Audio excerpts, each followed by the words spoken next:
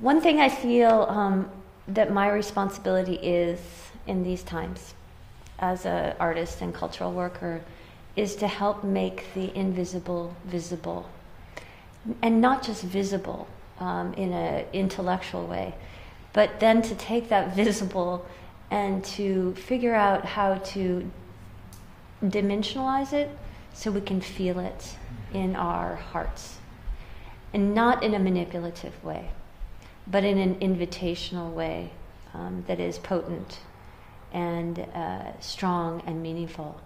So for me, as an artist working in, I think, very much in the realm of resilience, this is my task. And it's not to do it alone. It's to do it collectively. And to make sure, part of that is to make sure that that is real and grounded. It is not tokenized participation. It is not made easily even. It's made with real relationships and real commitment. Yeah, so the atmosphere is invisible, and our missions tend to be quite invisible. Yeah.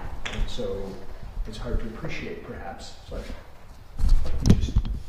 Can I make one comment? I just got done doing a mural project, which is on this middle school. Oh, cool. And it grew out of... Did you do the Emerson quote? Was that you? No, it's another one on Flashy, but it came up with a concept called invisible stories, where people submitted invisible stories. Oh, that's cool. This process. That's cool. The problem was there was so much resistance to trusting the process. There was almost like fear, and we had a mix of people working on the project. So how do you deal with that? And almost resistance to going deep, the resistance to letting process It's all happen. pacing. So...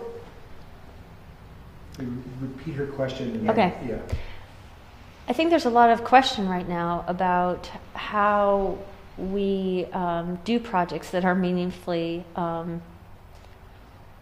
meaningful in successful ways. And one of the questions that comes up, I think, is about people have ideas for projects, and we do great projects, but maybe the participation wasn't at the level.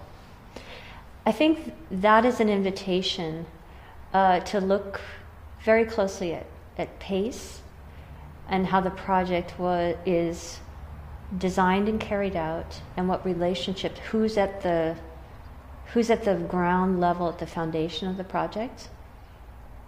People tend to let us know, as collaborators, how fast they want to go. They tend to give us signals about what questions, if it's a participatory question, if we're making something together about our parents or something like that. People might encounter areas of resistance when you're talking about something really personal, and you're bringing yourself forward. These are all questions about tools of participation and capacities around creating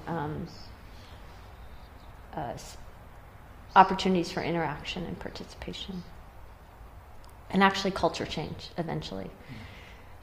But if something doesn't work, that's a very important feedback cycle, right? And that's a resilience concept. Like, we get information, but how do we read that information? Do we push on?